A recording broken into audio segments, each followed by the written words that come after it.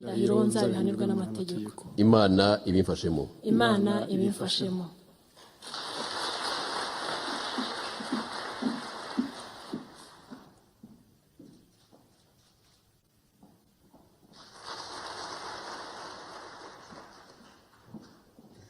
Twongere dushimire abaminisitiri, abanyamabanga ba leta n'abadepite bamaze kugeza indahiro yabo kuri nyakubahwa Perezida wa Repubulika. Tunabasabe gushyira umukono banashyire umukono kuri iyo ndahiro.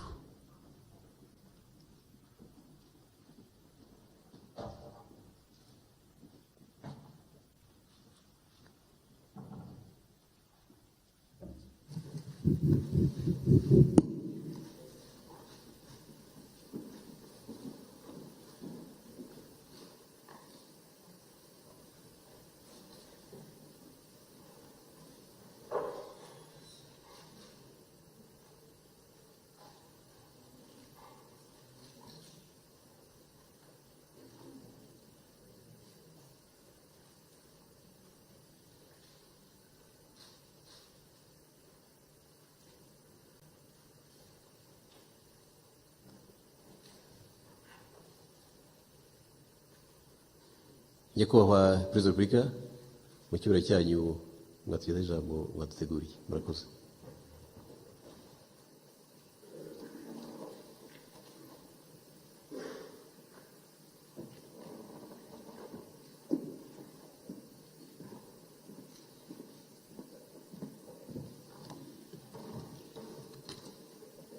Banyakubahwa abayobozi b'inzego nkuru z'igihugu cyacu,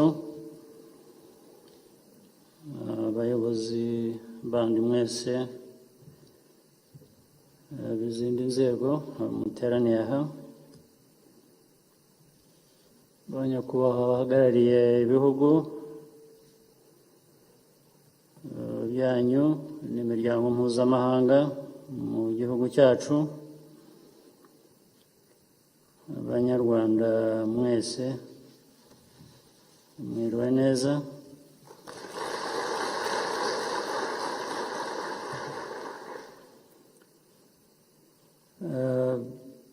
Icyaduteranije hano ngira ngo cyasobanutse, aho indahiro zimaze kwakirwa ku bantu batandukanye.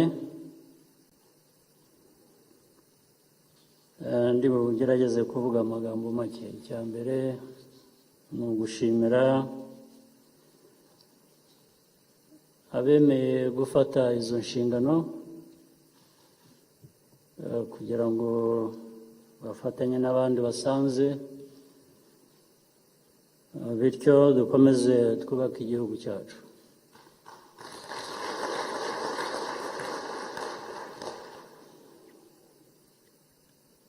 No ku bahinduriwe imirimo cyangwa bavuye ku mirimo, ubwo birumvikana hari impamvu ebyiri.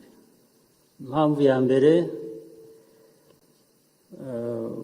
guhindurirwa imirimo ntabwo ari ukugawa ibyo wakoraga,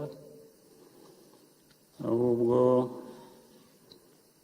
muri rusange ibintu iyo bigenda bihinduka biba bigamije kugira ngo turusheho kuba twajyana n'igihe cyangwa twakora ibyo dukora mu buryo bundi, cyangwa ariko byose bigamije gutera imbere. Hari n'abava ku mirimo noneho ibyo birumvikana, biterwa n'inshingano baba batarujuje neza. Ngira ngo tubivuze kenshi hano, abantu iyo bakoze neza ibyo bashinzwe birumvikana, ndetse bakwiriye kwishima, ariko bakwiriye no kuba bashimwa kubera ko bujuje inshingano uko bikwiye. Abatujuje inshingano nabo uko bikwiye kuba abagabo nta gitangaza, niko bikwiye kuba bimeze. Twese ibyo dukora ngira ngo buriya n'uwikorera nawe afite inshingano yo kwikorera aganisha mu nzira nziza kugira ngo ibyo akora bimugirire inyungu, ariko icyo gihe buriya nta nyungu ibaho ku muntu. Ibyo avanyemo inyungu byashingiye ku kugirira abandi nabi, ntabwo bishoboka. Ushobora kunguka aho abandi bahomba, cyangwa se inyungu wabonye ikaba ikomoka kuko wagiriye abantu nabi. Iyo ntabwo ari inyungu. Rero ndibwira ko biraruhanya nanone, ntabwo bikorwa nk'uko byumvikana. Ubundi kumvikana biroroshye, ariko iyo bigeze mu bikorwa niho bitugora. Ariko iteka twasaba abantu ko twese twagerageza guhora dushaka gukora neza imirimo dushinzwe, bityo bikatugirira inyungu, ariko bikagirira n'abandi inyungu, cyane cyane abo dushinzwe kuba tuyobora. Mu ndahiro mwagize ngira ngo hari ubwo abantu babivuga babinyura hejuru ntibumve neza n'amagambo bariho basubiramo cyangwa basoma. Kiriya bakubwira ngo ntabwo uzakoresha ububasha wahawe mu nyungu zawe bwite, bivuze iki? Aho rero niho hagoranye kenshi mu bikorwa. Abenshi mu ntege nke, sinzi ko hari intege nke zumvikana ko hari abantu bagira intege nke, bikumvikana wakora ikosa,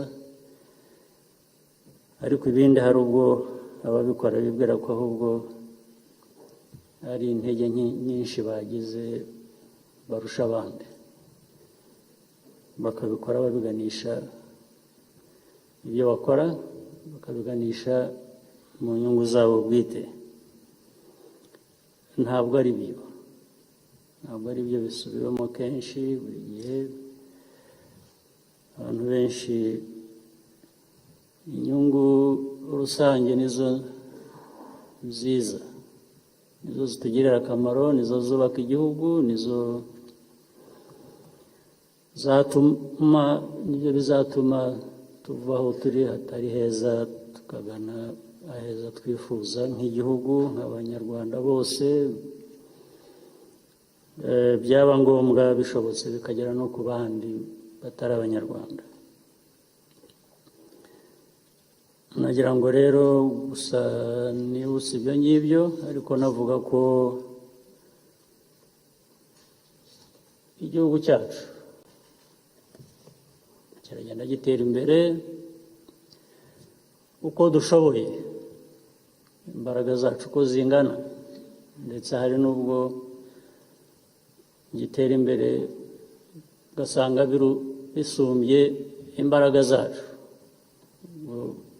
Ni ukuvuga ko abantu baba bitanze, ubundi bakoze rimwe na rimwe ku buryo budasanzwe, cyangwa bakoresheje ibyo bagomba gukoresha ku buryo budasanzwe, ariko niwo muco dukwiriye kuba dufite, ko nta kindi ikibazo cyacu gihura n'imbogamizi nyinshi, hari izo dusanganywe mu gihugu cyacu tugomba guhangana nazo, tugakemura ibibazo bijyanye n'izo mbogamizi. Hari ibibazo bituruka mu baturanyi bihoraho buri munsi, ibyo tugomba guhangana nabyo, ndetse no muri byo tugakomeza tugatera imbere. Hari ibintu turuka no hirya cyane hatari mu baturanyi, ibyo turabisanganywe ni amateka, ariko hari n'amateka y'uko dukomeza gutera imbere n'ibyo bihari. ngira ngo rero twakomeza twebwe tukanoza imikorere yacu, tukarushaho gukora neza, tukarushaho gukorana neza, inzego zose uko zibishinzwe, tugakorana n'abandi bahandi. Ntacyo bidutwaye kubahiriza inyungu z'abandi igihe izacu zubahirizwa, nuko bikwiriye kugenda buri gihe cyose.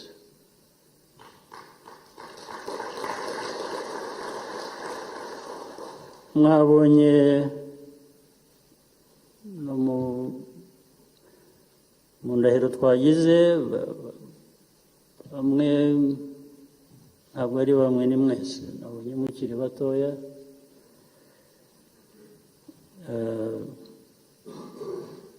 abenshi ni n'abadamu.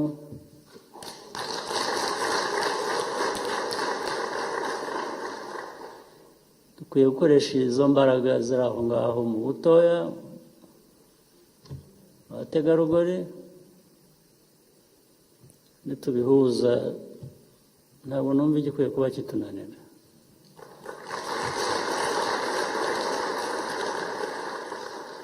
Ubwo nitwe tuzaba twinaniwe gusa, ariko ubundi ibyangombwa byose turabifite. Nidukora ku mico,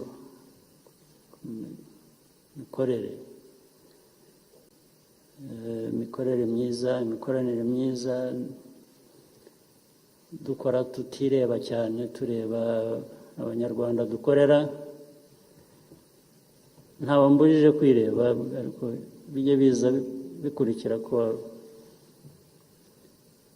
warebye inyungu rusange z'igihugu cyose. Ibyo abantu bireba bikorera, ibyo ntabwo byinjiramo, ntabwo bindeba. Buri muntu wese afite uko akwiye kuba yiyubaka, yiyubaha, yiteza imbere. Ibyo ntabwo ndi bubitindeho. Ibyo ndi butindeho natinzeho ni inyungu rusange z'abanyarwanda, dukwiye kudatezukaho mu mirimo tuba twemeye gukora. Ndagira ngo rero mbashimire nanone, kandi mbifurize akazi keza, umunsi mwiza,